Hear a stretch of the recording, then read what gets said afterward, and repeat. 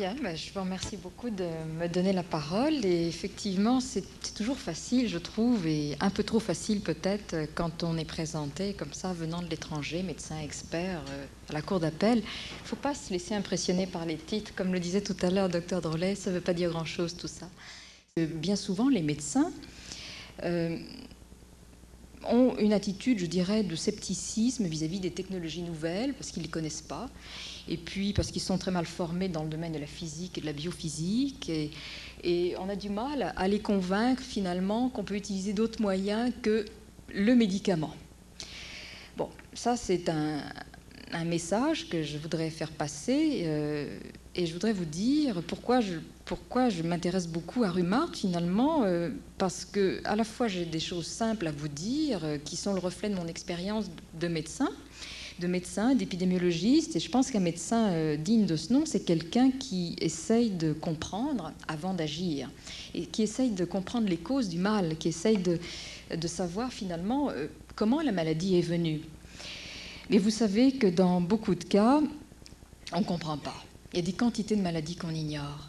On ne sait pas comment elles sont générées. On ne sait pas quels sont leurs mécanismes. Mais les malades viennent vous voir. Ils viennent vous voir, ils ont mal, ils ont de l'anxiété, ils ont un stress qui se traduit de différentes manières. Le stress, ça peut aussi bien se traduire de manière digestive, cutanée, n'importe quelle manière. Il faut répondre à la demande. Répondre en soulageant d'une manière symptomatique. La pratique clinique m'a appris qu'en fait, bien souvent, on soulage, on soigne assez peu, et que le facteur essentiel de l'amélioration, c'est la motivation à guérir. C'est ce que disait tout à l'heure le Dr Drolet. Je crois que c'est très important. La motivation à vouloir être mieux. Guérir, un terme qui est un peu impropre d'ailleurs, disons, s'améliorer, avoir une perception de l'existence plus agréable, être plus confortable avec soi-même. Il y a quelque chose de complexe que j'aimerais aussi vous dire, c'est que les médecins, bien souvent, sont assez conformistes avec leur savoir, c'est-à-dire qu'ils n'ont pas toujours une certaine imagination pour essayer de trouver d'autres critères qui permettraient de mettre en évidence les effets de nouvelles thérapeutiques. Et il faut essayer de leur démontrer qu'il y a sans doute d'autres moyens cliniques de démontrer l'impact d'une nouvelle technologie. Quand je parle démontrer l'impact, ça peut vouloir dire démontrer l'amélioration de la qualité de la vie. Ça peut vouloir dire également démontrer l'indépendance fonctionnelle qu'une thérapeutique, qu'une intervention, qu'une technologie peut apporter à la personne. Tout ça pour dire que Rummart, ce n'est pas un produit comme un autre et que sans doute, il faut utiliser des critères différents de ceux qu'on a l'habitude d'utiliser en recherche clinique pour démontrer l'intérêt, l'utilité de Rummart. Et puis, ce que j'aimerais aussi dire, peut-être réfléchir un peu sur ce qu'est la santé. La santé, ce n'est pas simplement l'absence de maladie, comme bien souvent on a voulu le laisser croire, aussi bien aux médecins qu'aux consommateurs. Mais c'est quelque chose de bien plus large. C'est un état de bien-être physique, mental, social. Et là, je ne fais que reprendre une définition qui est la plus communément admise maintenant par l'Organisation mondiale de la santé. Cet état de bien-être. Alors, il faut savoir que la santé est différemment définie suivant qu'on a le point de vue du médecin ou le point de vue du consommateur.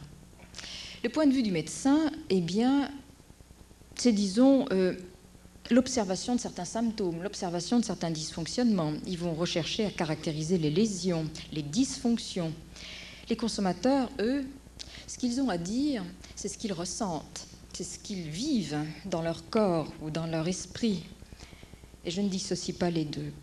Ils vont vous dire aussi toutes les restrictions d'activité qu'ils vont expérimenter. Une personne qui va moins marcher qu'avant, une personne qui aura moins la possibilité d'aller faire ses courses ou d'aller à ses activités associatives habituelles, d'avoir ses relations sociales.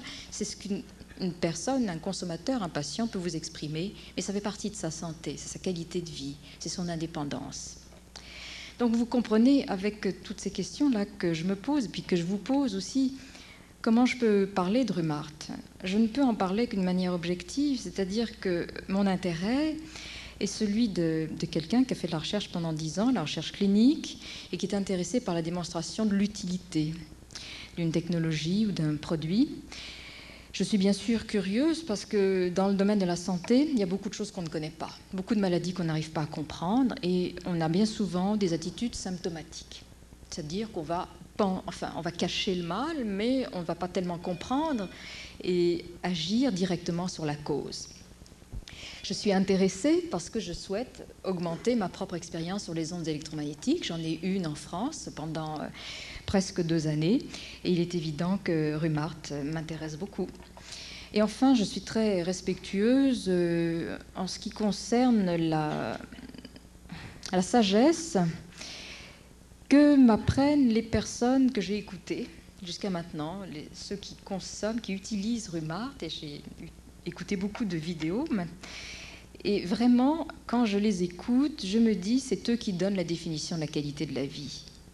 C'est-à-dire qu'ils vont véritablement s'intéresser à décrire ce qu'ils sont capables de faire et ce qu'ils ne sont plus capables de faire dans leur quotidien.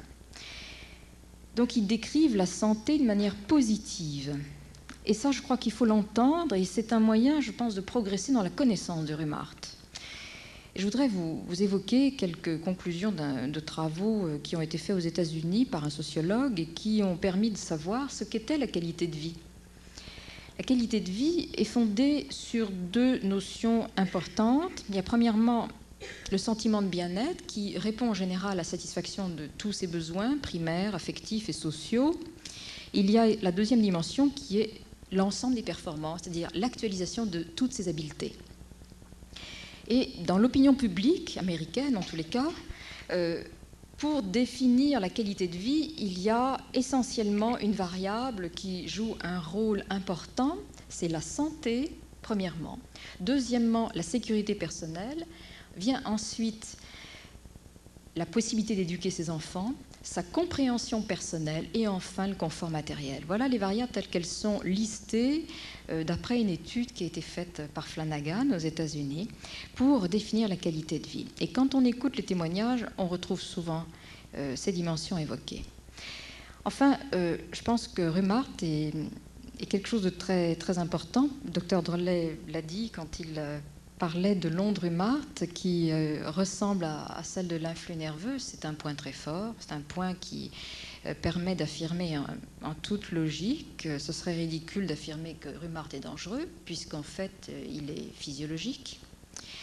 Et puis il y a eu beaucoup de travaux qui ont été faits dans le monde entier, en Union soviétique, en Allemagne, en France, en Italie, aux États-Unis, qui ont démontré les effets des ondes électromagnétiques. C'est quand même quelque chose qui a été investigué depuis le XVIIIe siècle facilement.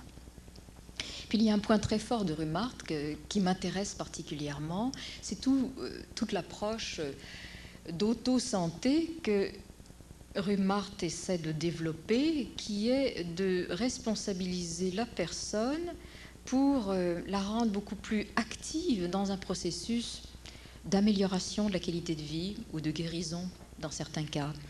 Ça, c'est un point très important qui me met un petit peu en dissidence, je dirais, par rapport aux médecines conventionnelles, parce qu'il faut bien dire que les médecines conventionnelles, qu'elles soient en France, en Allemagne, ou en Angleterre ou au Canada, développe assez peu ces comportements de responsabilisation de l'individu, et je trouve que c'est très dommage. C'est une perte d'énergie, et puis c'est un non-sens, je pense, au niveau économique d'ailleurs. Donc, ce qu'il y a d'intéressant aussi dans Rummart, c'est pas seulement cette approche de responsabilisation, mais c'est aussi, je dirais, la place qui est accordée à la personne pour ajuster ses paramètres en fonction de ses réactions personnelles. Ça veut dire qu'on valorise énormément ce que la personne elle-même peut mesurer. Il y a très longtemps, il y a presque 3000 ans maintenant, un philosophe grec avait déjà dit, et c'était une marque de sagesse, bien sûr, que l'homme est la mesure de toute chose. Rummart donne cette chance à l'individu. L'homme est la mesure de toute chose, et je voudrais conclure là-dessus.